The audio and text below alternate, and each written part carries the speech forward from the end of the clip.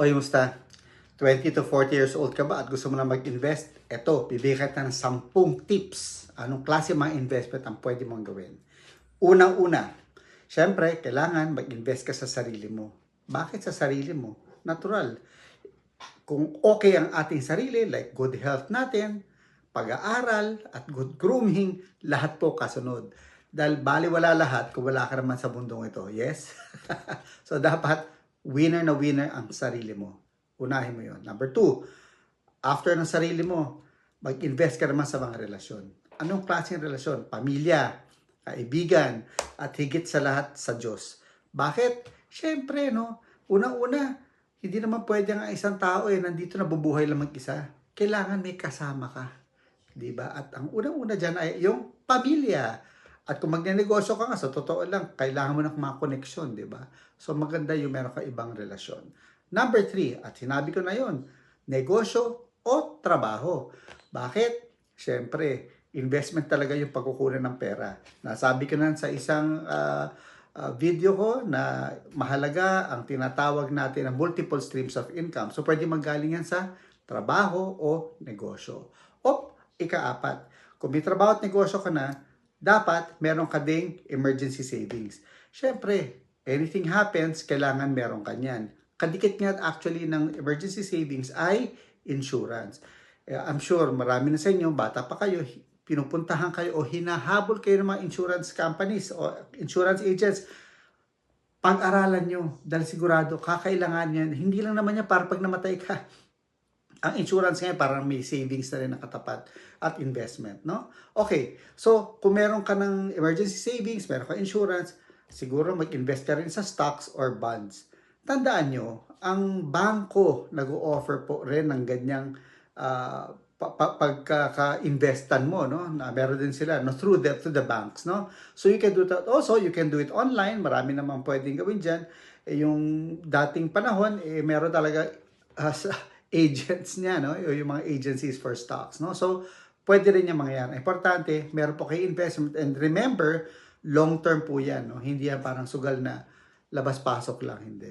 Maganda rin tingnan nyo yung mga blue chips, okay? Of course, kung meron kayong mga insurance, at meron kayong mga stocks, maganda meron po kayong investment in real estate or properties. Okay, hindi nga mura yan. Mas mataas ng konti ang presyo.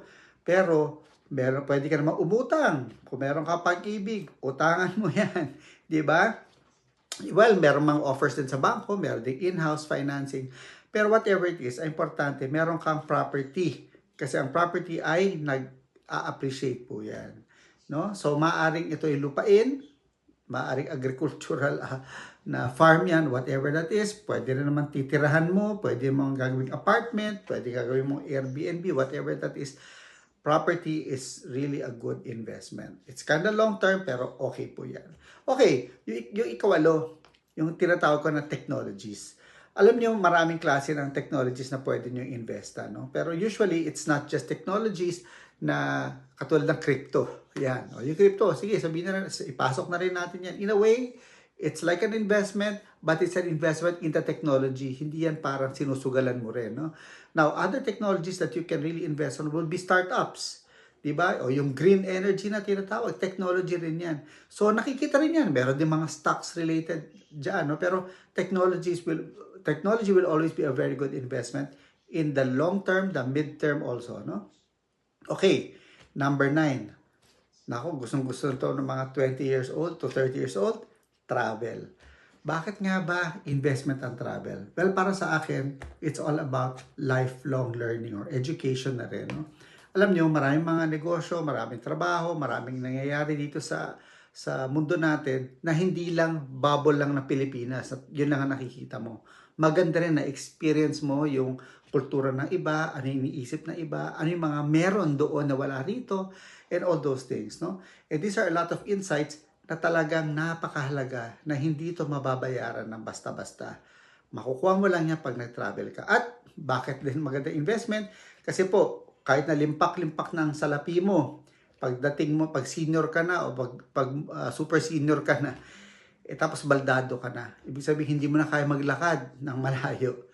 Sayang po ang lahat ng inipon nyo. So, mas maganda, try to invest in travel while you're young, But at the same time, huwag nyo ubusin din ang pera nyo doon. Okay?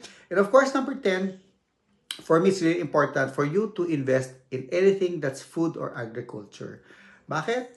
Lahat po ng tao kumakain. At the end of the day, kahit na lahat meron ka, lahat ng pera meron ka, lahat ng ginto meron ka, pero wala kang makain, nako, baliwala. So everybody's gonna eat. Try to invest in anything that's related to food or agriculture, and you'll never go wrong. And that's all I can share for you ngayong araw na ito. God bless po sa inyong pag-invest. Ipagdasal nyo po ang plano kung saan at paano kayo mag-i-invest. At tsak yun, bibiyaan po kayo ng Panginoon. God bless you.